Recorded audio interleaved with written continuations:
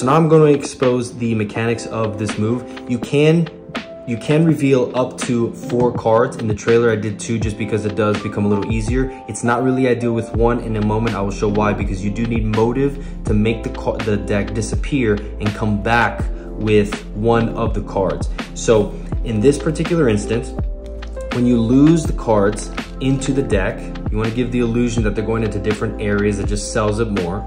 You can put them in the same area, and I'll go ahead and show you an alternative for that to get away with moving them to the top. But essentially, when the cards are seemingly being inserted into the deck, you need to give the illusion that they're getting lost, but transfer them to the top, as I just did right there. I'm not going to show you that move in particular until a much later video. So what I'll do is I'll just give you an alternative.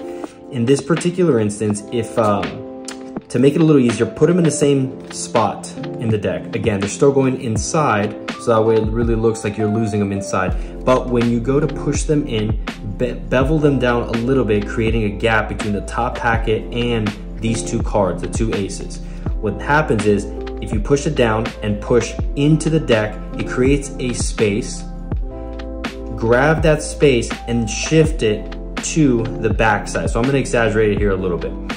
This is going to allow you essentially just to catch a pinky break on the back end, but you want the cards on the top of the bottom packet. Okay, so one more time.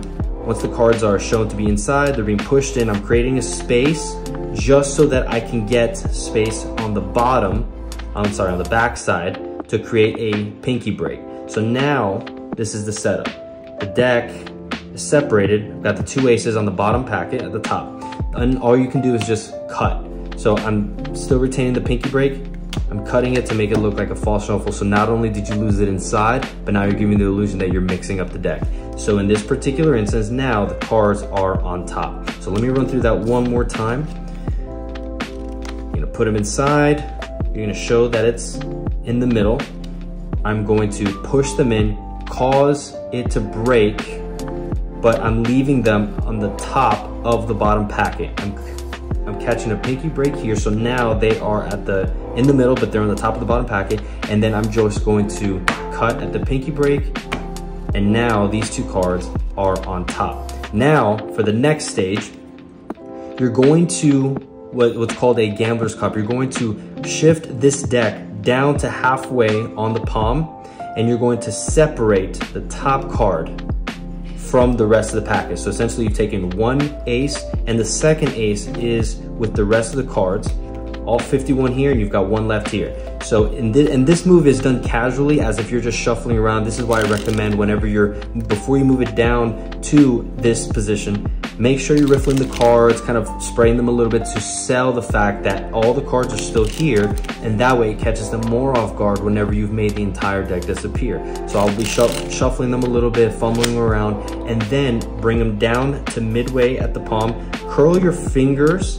as if you just relax your fingers, they go into this curved motion. That's essentially the motion or the move that you want around this deck. So you move them back here, curl your hands, let them relax, separate the top card from the rest. And then what you're gonna do is, this is dependent on where your audience is, but for this particular instance, I'm gonna use the cover of my right hand and the top card to shade the fact that I'm pulling the entire deck away from the top card. So one more time, bring it down to the middle of the palm, separate out the top card, and then I'm going to curl my hand away and go. I'm actually gonna put my hand in the area that I'm gonna pretend to pull away the top ace from this deck.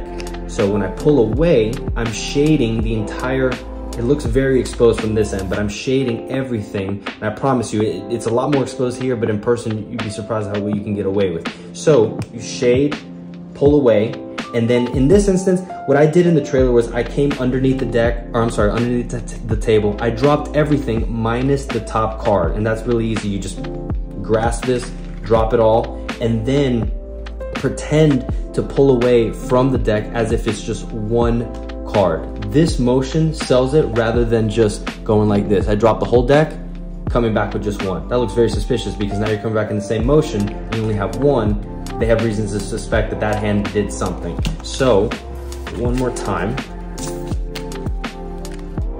you've got both cards on top here. Gambler's cop position. Steal the top card, curl your entire arm, your hand away with the deck. I'm going to drop it onto the floor. And in this case, I'll just go ahead and leave it here so I don't have a mess here. But I'm gonna go ahead and drop the entire deck, come back with one, and then I drop it as I just peeled it away from underneath the table. All the while, this hand, if you've noticed, stays in the same position as if I was still holding the entire deck. So that's one thing I would practice too, is whenever you're left with one card, hold it or keep practicing. Pay attention to the way that you hold one deck with your right hand. That's essentially the way you want to hold this card.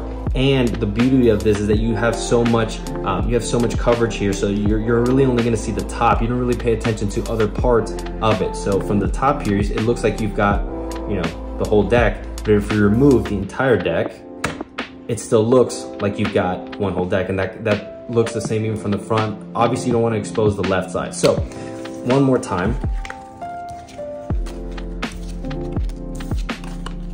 Once you've got them here, gambler's cop position, curl your hand over, pulling away the entire deck, leaving just one on the right hand. I'll go ahead and put the deck here. You're gonna come back down here, pull this card from underneath, making it look like you're only coming back with one, which you are. Drop it, and then this last part sells everything. You don't want to speed it up, you don't want to slow down too much. Just the right timing works, and it's only going to come with practice. So essentially, you're going to come back into the left hand as if you're putting the entire deck. Again, practice these motions with the entire deck, so that when you're only with one hand or with one card, it sells even more. So you've put it all down into, or this one card into the left hand. I would give some space between your palm and the card to give the illusion that you've still got a ton of cards there. So when you've set it down there, making it look like you're still holding everything, dramatically slam your hand down and then slowly pull away to show that there's only one card left. Now let me run through that really quickly so that way you can see how everything works. And I'll use the shifting method that I gave the alternative, because again, the one I used in the trailer, I will do another video for. So go and show two cards, place them in, show them one more time, it's in there, slide them in, do a false cut. The two cards are still on top of the deck. Do a little bit of riffling, casually show them that you've still got all your cards here, because that's gonna sell the prestige. And then curl your hand away with the entire deck. Here, I'll just show you in this case. You're gonna come down below the table, you're gonna drop the entire deck, except for the top card, all the while your right hand looks like it's still maintaining everything else. You pull away this one ace, then come back, leave some space between the hand and the deck, or I'm sorry, the card, to make it look like you still got the whole deck. Dramatically slam down and reveal the card. One thing I do want to say is, again, throughout the process, timing is everything. Whenever you shift the cards to the top, you want to do that in a fluid way. Again, all the while, throughout the whole process, before you've lost the deck, you want to really exaggerate the fact that you've got cards. It's going to look like a very pointless motion to everybody else, because why else would they suspect anything else? But you want to sell the fact that I've got cards in my hand, because in a moment, they are all going to completely disappear. And then obviously, whenever you're pulling the cards away, whenever you've ditched the entire deck, and from wherever you're pulling it from, if you're pulling it from underneath a table, a book, whatever, you want to make sure that your whole hand is separate from the card. I mean, you're creating that distance away, so it literally shows like you just literally went underneath with an empty hand and peeled it from wherever you're getting it from, right? And then remember, always keep this right arm shading the front, but in the same motion as if you were still holding onto that deck.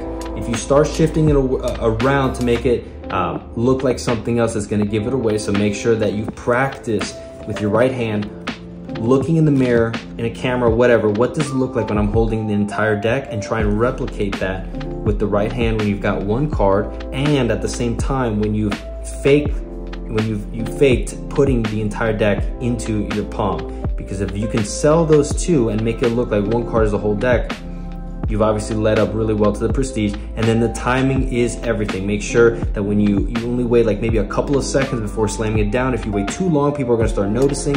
If you do it too quick, it looks very suspicious because again, nobody's chasing you at this point. Don't run if no one's chasing you.